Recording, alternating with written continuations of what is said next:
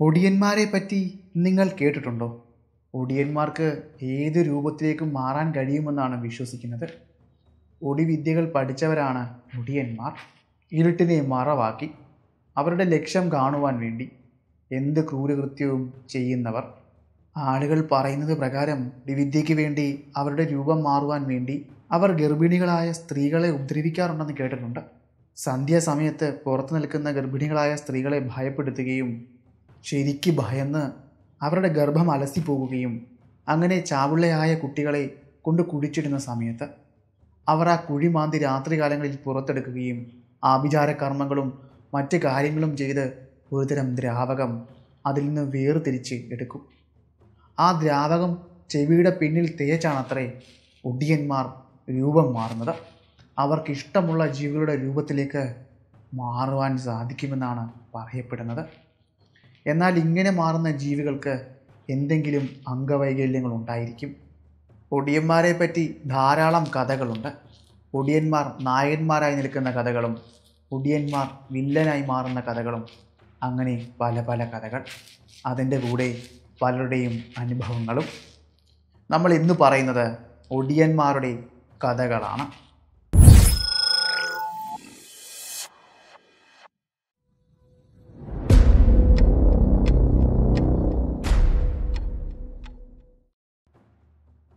ഓക്കേടാ, കാണാം ഇനി നമുക്ക്. നീ എന്നാ പൊക്കോ. ഇനിയും എൻ്റെ ബസ് വരാൻ ഒരുപാട് സമയം എടുക്കും. അത് കുഴപ്പമില്ല, ഞാൻ ഈ ബസ് സ്റ്റോപ്പിൽ നിന്നോളാം. ഞാൻ എൻ്റെ സുഹൃത്തിനെ പറഞ്ഞയച്ചു. പട്ടണത്തിലേക്ക് അവനെ കാണാൻ വേണ്ടിയാണ് ഞാൻ എത്തിയത്. മറ്റൊരു സ്ഥലത്ത് നിന്നും ഈ പട്ടണത്തിലേക്ക് വന്നതായിരുന്നു അവൻ. അവൻ്റെ ബസ് വന്നു. അവൻ ആ ബസ്സിൽ കയറിപ്പോയി. ഞാൻ ഈ ഇരിക്കാൻ തുടങ്ങിയിട്ട് അരമണിക്കൂർ കഴിഞ്ഞു. ഇതുവരെയും ഞങ്ങളുടെ നാട്ടിലേക്കുള്ള ബസ് വന്നില്ല. അവസാനത്തെ ബസ്സാണ്. 9 മണിക്ക് വരുമെന്നാണ് പറഞ്ഞത്. ഇപ്പം സമയം 9:15. 15 മിനിറ്റ് താമസിക്കും. അതിൽ കൂടുതലൊന്നും താമസിക്കുകയില്ലെന്നാണ് അടുത്തുള്ള കടക്കാർ പറഞ്ഞത്. 15 മിനിറ്റ് കഴിഞ്ഞതും ഞങ്ങളുടെ പെരിങ്ങാട്ടുതറയിലേക്കുള്ള ബസ് വന്നു. ബസ് സ്റ്റോപ്പിൽ നിർത്തി. ഞാൻ ആ ബസ്സിലേക്ക് കയറി. വലിയ ആളുകളൊന്നും ഉണ്ടായിരുന്നില്ല ബസ്സിൽ. നിറയെ സീറ്റ് ഒഴിഞ്ഞു നടക്കുന്നു. അതിൽ നല്ലൊരു സീറ്റ് നോക്കി ഞാൻ ഇരുന്നു. പെരിങ്ങോട്ടുതറയെത്താൻ അരമണിക്കൂറോളം എടുക്കും. ചെറിയൊരു മയക്കം വന്നു. കണ്ടക്ടർ എൻ്റെ അടുക്കൽ വന്നു. ടിക്കറ്റിൻ്റെ പൈസ കൊടുത്തു. പെരിങ്ങോട്ടുതറയിലേക്കുള്ള ടിക്കറ്റ് കൊടുത്തു. അതിൻ്റെ കൂടെ അവിടെ എത്തുമ്പോൾ എന്നോട് പറയണേ എന്ന് അയാളോട് പറയുകയും ചെയ്തു. ബസ്സിൽ ഒരുപാട് ആളുകളില്ലാത്തതുകൊണ്ട് അയാൾ മറക്കില്ല, എനിക്ക് ഉറപ്പായിരുന്നു. എനിക്ക് നല്ല ഉറക്കക്ഷീണമുണ്ടായിരുന്നു. ഞാൻ പതിയെ ബസ്സിൻ്റെ സൈഡിലേക്ക് ചാരിയിരുന്നു. പതിയെ എൻ്റെ കണ്ണുകൾ അടച്ചു. ഒന്നും മയങ്ങി. പിന്നെ സമയം പോയത് ഞാൻ ഒട്ടും അറിഞ്ഞില്ല. കണ്ടക്ടറിനെ തട്ടി വിളിക്കുമ്പോഴാണ് ഞാൻ ഉണരുന്നത്. ഞാൻ എൻ്റെ കയ്യെ കെട്ടിയ വാച്ചിലേക്ക് സമയം നോക്കി. പെരിങ്ങോട്ടുതറ എത്തിയപ്പോഴേക്കും 10:15 കഴിഞ്ഞു. വാച്ചിൻ്റെ കാര്യം ഞാൻ പറഞ്ഞില്ലല്ലോ. എൻ്റെ അമ്മയുടെ ആങ്ങള പേർഷ്യയിൽ നിന്ന് വന്നപ്പം എനിക്ക് സമ്മാനിച്ചതായിരുന്നു ഈ വാച്ച്. ഞാൻ കയ്യെ കെട്ടാൻ തുടങ്ങിയിട്ട് 2 ദിവസം കഷ്ടിയായുള്ളൂ. ഞാൻ പതിയെ ബസ്സിൽ നിന്ന് പുറത്തേക്ക് ഇറങ്ങി. ഞാൻ ധരിച്ചിരുന്ന ഉടുപ്പിൻ്റെ അറ്റം കൊണ്ട് എൻ്റെ വാച്ചിൻ്റെ ഗ്ലാസ് തുടച്ചു. അത് പിന്നെ അങ്ങനെ ആയിരിക്കുമല്ലോ. ഞാനും നിങ്ങളും എല്ലാം അങ്ങനെ തന്നെ ആയിരിക്കും. ഒരു പുതിയ സാധനം കയ്യിലോട്ട് കിട്ടിയാൽ കുറേ ദിവസം നമ്മൾ പൊന്നുപോലെ അതിനെ നോക്കും. തൂക്കുകയും തുടയ്ക്കുകയും എല്ലാം ചെയ്യും. പെരിങ്ങോട്ടുതറയിലെ ആ വലിയ ആളിൻ്റെ ചുവട്ടിലേക്ക് ഞാൻ ഇറങ്ങി. അവിടെ വിരലിലുണ്ടാവുന്ന കടകൾ മാത്രമേ ഉള്ളൂ. ഒരു ചായക്കട, പലചരക്കട, കലക്കച്ചവടക്കട, പച്ചക്കറിക്കട, ഒരു തയ്യൽക്കട. ഇതല്ലാതെ മറ്റൊരു കടയും അവിടെ ഇല്ല. ഗ്രാമത്തിലെ ആളുകൾക്ക് എന്തെങ്കിലും സാധനങ്ങൾ വേണമെങ്കിൽ ഈ കടകളെ ആശ്രയിച്ചാണ് അവർ മുന്നോട്ട് പോകുന്നത്. ഞങ്ങളുടെ ആ ഗ്രാമത്തിൽ തെരുവ് വിളക്കുകളുടെ വെളിച്ചം എത്തിപ്പോലും നോക്കാത്ത കാലഘട്ടമാണ്. ടോർച്ചൊന്നും ആരുടെയും കൈവശം പോലുമില്ല. തീപ്പന്തത്തിൻ്റെയും മറ്റും സഹായത്തോടെയാണ് ഞങ്ങൾ വീടുകളിലേക്ക് പൊയ്ക്കൊണ്ടിരുന്നത്. എനിക്കറിയാമായിരുന്നു ഞാൻ അവിടെ എത്തുമ്പം ആരും കാണത്തില്ല. ആ തെരുവ് മൊത്തം വിജനമായിരിക്കുമെന്ന്. എങ്കിലും ചെറിയൊരു പ്രതീക്ഷ അവിടെ ഉണ്ടായ ചായക്കടയാണ്. 9:30-10 മണിയാവും ആ ചായക്കട അടയ്ക്കുന്നു. അവസാനത്തെ ബസ് ഗ്രാമത്തിലേക്ക് വന്നു പോകുമ്പോഴാണ് അയാൾ വീട്ടിലേക്ക് പോകുന്നത്. അതും എനിക്കറിയാമായിരുന്നു. അവിടെയുള്ള ബാക്കി കടകളെല്ലാം അടച്ചു. എന്തായാലും എൻ്റെ നിഗമനം തെറ്റിയില്ല. രാഘവേട്ടൻ ചായക്കട അടച്ചു കഴിഞ്ഞ് താഴിടുന്ന സമയമാണ് ഞാൻ അവിടെ എത്തിയത്. ഞാൻ ഉറക്കെ വിളിച്ചു, രാഘവേട്ടാ എന്ന്. ആ ഉണ്ണിയോ? രാഘവേട്ടൻ തിരിച്ചു ചോദിച്ചു. എവിടെ പോയേക്കുമായിരുന്നു? ഞാൻ പട്ടണത്തിൽ വരെ പോയതാ, എൻ്റെ ഒരു സുഹൃത്തിനെ കാണാൻ വേണ്ടി. പക്ഷെ വന്നപ്പോൾ അല്പം താമസിച്ചു. ബസ് ലേറ്റായെന്നേ. ആ അതെ അതെ, ബസ് താമസിച്ചുകൊണ്ടാണ് ഞാൻ കട കൂട്ടാനും താമസിച്ചത്. കടയിലിരുന്ന് സമയം പോയത് അറിഞ്ഞില്ല. രാഘവേട്ടാ, നിങ്ങൾ എന്തിനാണ് ഈ 10 മണി വരെ കട തുറന്നു വെച്ചേക്കുന്നത്? ബാക്കിയുള്ളവർ 8 മണി 7 മണിയൊക്കെ ആകുമ്പം പോവുമല്ലോ. 8 മണി കഴിഞ്ഞാൽ ആരിങ്ങോട്ട് വരുത്തുമില്ല. ഉണ്ണി എല്ലാ വട്ടവും വിചാരിക്കും നേരത്തെ പോകണം, കട അടയ്ക്കണമെന്നല്ല. പക്ഷേ ഇവിടെ ഇരിക്കുമ്പം സമയം പോകുന്നത് അറിയത്തില്ല. ഞാൻ ഓരോ കാര്യങ്ങളൊക്കെ ചിന്തിച്ച് അങ്ങനെ ഇരിക്കും. പിന്നെ ഈ ബസ് വന്ന് പോകുമ്പോൾ അറിയാം 10 മണിയായി, എന്നാൽ ഇനി വീട്ടിലേക്ക് പോകാമെന്ന്. അങ്ങനെയാണ് ഞാൻ വീട്ടിലോട്ട് പോകുന്നത്. എൻ്റെ വീട്ടിലേക്ക് പോകുന്ന വഴി തന്നെയാണ് രാഘവേട്ടൻ്റെയും വീട്. ഞങ്ങൾ ഇരുവരും ഒരുമിച്ചാണ് അങ്ങോട്ട് പോകുന്നത്. കട നിൽക്കുന്ന ഭാഗത്തു നിന്നും ഏകദേശം കൃത്യമായി പറഞ്ഞാൽ 1/2 കിലോമീറ്റർ നടന്നു കഴിഞ്ഞാൽ രാഘവേട്ടൻ്റെ വീടെത്തും. 10-15 മിനിറ്റ് നടന്നാലേ എൻ്റെ വീട്ടിലേക്ക് എത്തത്തുള്ളൂ. അതുവരെ രാഘവേട്ടൻ ഒരു കൂട്ട്.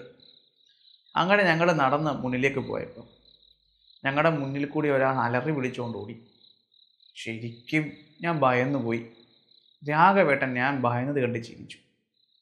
എന്തിനാണ് മനുഷ്യ നിങ്ങൾ ചിരിക്കുന്നതെന്ന് ഞാൻ രാഘവേട്ടനോട് ചോദിച്ചു. നിനക്കറിയാവുന്ന കാര്യമല്ലേ, ആ ചാമിയാണ്, ആ വട്ടനാണ് ഇതുവഴി ബഹളം വെച്ച് പോകുന്നതെന്ന്. അല്ലാതെ ഈ രാത്രിയിൽ ആരാ ഇവിടെ കിടന്ന് ബഹളം വയ്ക്കുന്നത്? അറിയാമായിരുന്നു. ഞാൻ ഓർമ്മ വെച്ച നാൾ മുതൽ അയാളെ കാണാൻ തുടങ്ങിയതല്ലേ. അന്ന് തൊട്ട് അയാൾ ഇങ്ങനെ തന്നെയാണ്, തലയ്ക്ക് സ്ഥിരമില്ലാത്ത ഒരു ഭ്രാന്തൻ. രാഘവേട്ടൻ അയാളെ എന്നാണ് കാണാൻ തുടങ്ങിയത്? ഞാൻ കട തുടങ്ങുന്ന സമയമൊന്നും ആ ഭ്രാന്തൻ ഇവിടെ ഇല്ലായിരുന്നു. തേനിൽ നിന്നും മറ്റും വന്നതാണ് ഇവിടേക്ക്, എന്തോ ജോലിക്കോ മറ്റും. എന്തോ കണ്ട് ഭയന്ന് ചിത്തഭ്രമം ബാധിച്ചതാണ്. അങ്ങനെയാണ് നാട്ടുകാർ പറയുന്നത്. എൻ്റെ മുത്തശ്ശിയോട് ചോദിച്ചാൽ ആ കഥകൾ വ്യക്തമായി അവർ പറഞ്ഞേ. മുത്തശ്ശി പല കഥകളും പറഞ്ഞിട്ടുണ്ട്. രാഘവേട്ടൻ പറഞ്ഞു. ഒടിയന്മാരെ പറ്റിയും നിന്നോട് പറഞ്ഞിട്ടുണ്ട്. ആളുകൾ പറയുന്നത് ഏതോ ഒടിയൻ ഭയപ്പെടുത്തി ഇയാളെ ഭ്രാന്തനാക്കിയെന്നാണ്. രാഘവേട്ടൻ ഈ ഒടിയനെയൊക്കെ വിശ്വസിക്കുന്നുണ്ടോ ഇപ്പോഴും? പിന്നെ വിശ്വസിക്കാതെ? ഇതൊക്കെ നടക്കുന്നതല്ലേ ഉണ്ണി, ആർക്കാണ് അറിയാത്തത്? എല്ലാവർക്കും അറിയാം. എത്രയെത്രയോ സംഭവങ്ങൾ ഉണ്ടായിരിക്കുന്നു. അങ്ങനെ ഓരോ കഥകളെല്ലാം പറഞ്ഞ് രാഘവേട്ടൻ്റെ വീടെത്തിയത് ഞങ്ങൾ അറിഞ്ഞില്ല. രാഘവേട്ടൻ വീട്ടിലേക്ക് നടന്നു. അയാൾ കത്തിച്ചു വെച്ചിരുന്ന തീപ്പന്തം എൻ്റെ കയ്യിൽ. അത് വീശി വീശി ഞാനും എൻ്റെ നടപ്പ് തുടർന്നു. ഇനിയും 20 മിനിറ്റ് വിജനമായ ഈ വീതിയിലൂടെ നടന്നെങ്കിൽ മാത്രമേ എൻ്റെ വീട്ടിലെത്താൻ സാധിക്കുകയുള്ളൂ. അതുവരെ ഈ ഭയപ്പെടുത്തുന്ന ചിന്തകൾ എന്നെ വല്ലാതെ വേട്ടയാടും. ചാമിയെ പേടിപ്പിച്ചത് ഒടിയനാണെന്നാണ് പറയുന്നത്. അങ്ങനെയാവാൻ വഴിയൊന്നുമില്ല. ഇനി ആവുമോ? ഞാൻ അങ്ങനെയൊക്കെ ഓരോ ചിന്തിച്ച് മുന്നിലേക്ക് പതുക്കെ നടന്നു. പേടി തോന്നുമ്പോൾ ഒന്ന് നിൽക്കും, ചൂട്ട് ഒന്ന് ആളെ കത്തിക്കും, പുറകോട്ട് തിരിഞ്ഞു നോക്കും, പിന്നെ വീണ്ടും നടക്കും. അങ്ങനെ വിജനമായ ആ ഇരുട്ട് വീണ വഴിയിലൂടെ എൻ്റെ തീപ്പന്തത്തിൻ്റെ വെളിച്ചം മാത്രം കത്തിച്ചുകൊണ്ട് ഞാൻ മുന്നിലേക്ക് നടന്നു. കുറച്ചു ദൂരം ഇങ്ങനെ നടന്ന് മുന്നിലേക്ക് പോയപ്പം എന്നെ ആരും പിന്തുടർന്നു വരുന്നത് പോലെ ഒരു തോന്നൽ എനിക്കുണ്ടായി. ആദ്യമൊക്കെ ഞാൻ കരുതിയത് അതെൻ്റെ തോന്നലാണെന്നാണ്. പിന്നെ വീണ്ടും ഞാൻ എൻ്റെ നടപ്പിൻ്റെ വേഗത കൂട്ടിയപ്പം എൻ്റെ പിന്നാലെ വരുന്ന ആ ശബ്ദത്തിൻ്റെയും വേഗത കൂടുന്നത് ഞാൻ ശ്രദ്ധിച്ചു. ഞാൻ പെട്ടെന്ന് നിന്നു. എന്നാൽ എൻ്റെ പിന്നിൽ വന്ന ശബ്ദം നിന്നില്ല. അല്പം കൂടി മുന്നിലേക്ക് വന്നിട്ടാണ് അത് നിന്നത്. നല്ല പോലെ ഞാൻ തിരിച്ചറിഞ്ഞു.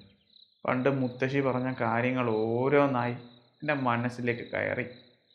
അതിൻ്റെ കൂടെ ഈ രാഘവൻ പറഞ്ഞ കഥയും ആ ഭ്രാന്തൻ്റെ കഥയും എല്ലാം ആയപ്പോൾ പറയണ്ട, ശരിക്കും ഞാൻ ഭയന്നു.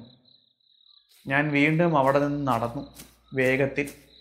എൻ്റെ പിന്നാലെ വരുന്ന ശബ്ദത്തിൻ്റെ വേഗതയും വല്ലാതെ കൂടി. ഞാൻ ആ ഇരുട്ട് വീണ പാതയിൽ നിന്നു. എൻ്റെ കയ്യിൽ കത്തിച്ചു വെച്ച ബന്ധത്തിൻ്റെ വെളിച്ചത്തിൽ ഞാൻ ചുറ്റുപാടും പരതി. എന്താണ് എൻ്റെ പിന്നിൽ വരുന്നതെന്ന് അറിയാൻ. എന്നാൽ ആരെയും എനിക്ക് കാണാൻ കഴിഞ്ഞില്ല. എൻ്റെ പിന്നാലെ അങ്ങനെ ആരെങ്കിലും വരുന്നു എന്ന് പോലും എനിക്കറിയാൻ കഴിഞ്ഞില്ല. ഇനിയും കുറച്ചു ദൂരം കൂടെ ചെന്ന് കഴിഞ്ഞാൽ വീടെത്തും. ഞാൻ കുറച്ചുകൂടി മുന്നിലേക്ക് നടന്നപ്പം എൻ്റെ പെന്നിൽ നിന്നും ഒരലർച്ച. ഓ, എൻ്റെ പെരുവിരലോട്ട് എൻ്റെ തല വരെ ഒന്ന് പെരുത്തു. ഞാൻ എൻ്റെ കൈ വച്ചിരുന്ന ആ ചൂട്ട് കത്തിച്ച ആ തീപ്പന്തം ഒന്നുകൂടി വീശി ആളെ കത്തിച്ചു. തിരിഞ്ഞു നോക്കിയതും എന്തോ ഒന്ന് ശക്തിയായി എന്നെ നെഞ്ചിലേക്ക് ചേർത്ത് ഇടിച്ചു. ഇടിയുടെ ആഘാതത്തിൽ ഞാൻ ദൂരേക്ക് തെറിച്ചു വീണു. എൻ്റെ കയ്യിലുണ്ടായിരുന്ന ആ തീപ്പന്തവും ദൂരേക്ക് തെറിച്ചുപോയി. അവിടെ ആകെ ഇരുട്ടായി. ഒരു കാളയുടെ കൂട്ടുള്ള രൂപം വീണ്ടും എൻ്റെ നേരെ ഓടി വരുന്നു. നിലത്ത് കിടന്ന എന്നെ വീണ്ടും അതിടിച്ചു. ഞാൻ വ്യക്തമായി കണ്ടതാണ് അതിൻ്റെ കൂർത്ത 2 കൊമ്പുകളും ശരീരവും കാലുകളുമെല്ലാം. പിന്നെ എനിക്ക് ബോധം വീഴുമ്പോൾ ഞാൻ എൻ്റെ വീടിൻ്റെ ഉമ്മറത്ത് കിടക്കുകയാണ്. എൻ്റെ ചുറ്റും ആളുകൾ ഓടിക്കൂടിയിരിക്കുന്നു. എന്താണ് പറ്റിയതെന്ന് എന്നോട് ചോദിച്ചു. നടന്ന കാര്യം നടന്നതുപോലെ ഞാൻ പറഞ്ഞു. എൻ്റെ മുത്തശ്ശി എന്നെ കെട്ടിപ്പിടിച്ചു പറഞ്ഞു, നിന്നോട് ഞാൻ നേരത്തെ പറഞ്ഞിട്ടുള്ളതല്ലേ രാത്രി കാലങ്ങളിൽ സഞ്ചാരം വേണ്ട എന്ന്. ഇപ്പം എന്തായി? അതേതോ ഒരു പോത്തായിരുന്നു എന്നെ ഇടിച്ചത്. ചിലപ്പോൾ എവിടെ നിന്നെങ്കിലും കയറ് പൊട്ടിച്ച് വന്നതായിരിക്കും. മുത്തശ്ശി പറഞ്ഞു, അല്ല, ഞാൻ നിന്നോട് പറഞ്ഞില്ലേ ഒടിയന്മാർ കറങ്ങി നടപ്പുണ്ടെന്ന്. അവരുടെ കയ്യിൽ കെട്ടിയാൽ അവർ നല്ല പോലെ പേടിപ്പിക്കുമെന്ന്. നിൻ്റെ എന്തോ ഭാഗ്യത്തിന് നിനക്ക് പേടി തട്ടിയിട്ടില്ല. നിനക്ക് ജീവഹാനിയൊന്നും സംഭവിച്ചില്ലല്ലോ, അല്ലെങ്കിൽ മറ്റു കാര്യങ്ങളൊന്നും സംഭവിച്ചില്ലല്ലോ. അത് തന്നെ ഭാഗ്യം. അത് മുത്തശ്ശി പറഞ്ഞതുപോലെ ഒടിയനോ മറ്റോ ഒന്നുമല്ലെന്നേ. ഞാൻ കണ്ടതാ, വ്യക്തമായി കണ്ടതാ. അതിൻ്റെ കാലുകളും ശരീരവും കൊമ്പും കറുത്ത നിറത്തിലുള്ള ഒരു കാള തന്നെയായിരുന്നു അത്. നീ ആ കാളയുടെ എല്ലാ ശരീരഭാഗങ്ങളും കണ്ടോ? മുത്തശ്ശി വീണ്ടും ചോദിച്ചു. അങ്ങനെ ചോദിച്ചാൽ ഇല്ല, അതിൻ്റെ വാല് കണ്ടതായി ഞാൻ ഓർക്കുന്നില്ല. അതെ, നീ കണ്ടത് ഒടിയനെ തന്നെ. ആരോ ഒടിവിദ്യ വെച്ച് നിന്നെ ഭയപ്പെടുത്തിയതാണ്. അല്ലെങ്കിൽ അവർ പോകുന്ന മാർഗത്തിന് നീ മാർഗതടസ്സം ഉണ്ടാക്കിയതിന് നിന്നെ ഒന്ന് ഭയപ്പെടുത്തുന്നതിന് ചെയ്തതായിരിക്കാം. ഇതിൽ വലുതെന്തോ വരാനിരുന്ന് ഇങ്ങനെ അങ്ങ് പോയതെന്ന് കരുതിയാൽ മതി. മുത്തശ്ശി പറഞ്ഞ പണ്ടത്തെ കഥകളെല്ലാം എൻ്റെ ഓർമ്മയിലുണ്ട്. ഒടിയന്മാർ, അവർക്ക് ഏത് രൂപത്തിലേക്കും മാറാൻ കഴിയും. ഇരുട്ടാണ് അവരുടെ മറ. ഒടിവിദ്യ പഠിച്ചവരായിരിക്കും ഒടിയന്മാർ. പകൽ സമയങ്ങളിൽ സാധാരണക്കാരെ പോലെ അവർ നടക്കും. രാത്രികാലങ്ങളിൽ ഒടിവിദ്യയുമായി നാട്ടുകാരെ ഭയപ്പെടുത്തുവാനും പേടിപ്പിക്കുവാനും ഇറങ്ങും. തലേന്ന് രാത്രിയിൽ കണ്ട ആ രൂപത്തെ ഞാൻ വീണ്ടും വീണ്ടും മനസ്സിലേക്ക് കൊണ്ടുവരുവാനും ഓർത്തെടുക്കുവാനും ശ്രമിച്ചു. എന്നാൽ ഓർക്കാൻ എനിക്ക് സാധിക്കുന്നില്ല. ആ കൊമ്പുകളും ആ കുളമ്പടികളും മാത്രമാണ് എനിക്ക് ഓർത്തെടുക്കുവാൻ സാധിക്കുന്നത്. ദിവസങ്ങൾക്കപ്പുറം പേരാലപുരത്തെ അങ്ങാടിയിലേക്ക് പോയി. എന്നെ കാത്ത്, ഞാൻ വരുന്നതും കാത്ത് രാഘവേട്ടനുണ്ടായിരുന്നു. നിന്നെ കുറച്ച് ദിവസമായി ഞാൻ കാണണമെന്ന് വിചാരിക്കുകയാണ്. അന്ന് രാത്രിയിൽ നീ ഭയന്നുമില്ലേ? നിന്നെ ഒടിയൻ ഭയപ്പെടുത്തിയെന്നൊക്കെ നാട്ടുകാർ പറയുന്നു കേട്ടു. നീ അവിടേക്ക് പോയപ്പോഴേ ഞാൻ പറഞ്ഞതല്ലേ, സൂക്ഷിച്ചും കണ്ടും വേണം പോകാനെന്നൊക്കെ. അന്നത്തെ ആ ദിവസം കൊണ്ട് തന്നെ ഞാൻ രാത്രിയിലുള്ള ഒറ്റയ്ക്കുള്ള സഞ്ചാരം നിർത്തി.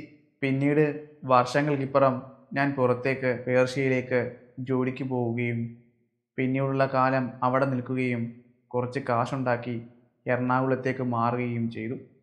പിന്നെ ഇവിടെയാണ് പിന്നീടുള്ള നാളുകളിൽ ഞങ്ങൾ താമസിച്ചത്. അന്നത്തെ ആ രാത്രിയും അന്ന് നടന്ന ആ സംഭവവും എന്നും എൻ്റെ മനസ്സിൽ മായാതെ കിടക്കുകയാണ്. പെരിങ്ങോട്ട് തറ ഒരു മലയോര പ്രദേശമാണ്. തമിഴ്നാടിനോട് അതിർത്തി പങ്കിട്ട് നിൽക്കുന്ന പ്രദേശം. പാവം പിടിച്ച ആളുകളാണ് അവിടെ ഉണ്ടായിരുന്നത്. അന്ന് കാലത്ത് വൈദ്യുതിയുള്ള വീടുകൾ അപൂർവം മാത്രമാണ്. തെരുവോരങ്ങളിൽ വിളക്കുകളോ ലൈറ്റുകളോ ഒന്നുമില്ല. കൂരിരുട്ട്. ഇന്നെനിക്ക് പ്രായം 72. ഇന്നും എൻ്റെ മനസ്സിലേക്ക് അന്നത്തെ ആ രാത്രി പലപ്പോഴും കടന്നു വരാറുണ്ട്. ഇന്ന് ആ സ്ഥലം ഒരുപാട് മാറി. അങ്ങാടിയിൽ ധാരാളം കടകൾ വന്നു, വൈദ്യുത വിളക്കുകൾ വന്നു, ടാറിട്ട റോഡുകൾ വന്നു. ഗ്രാമത്തിൻ്റെ പേര് പോലും മാറിയിരിക്കുന്നു. ഒരിക്കൽ ഞാനും എൻ്റെ മകനുമായി അവിടേക്ക് പോയിട്ടുണ്ട്. ഞാൻ ജനിച്ചു വളർന്ന ഗ്രാമമാണോ ഇത് എന്ന് പോലും സംശയിക്കുന്ന രീതിയിൽ മാറിക്കഴിഞ്ഞിരുന്നു.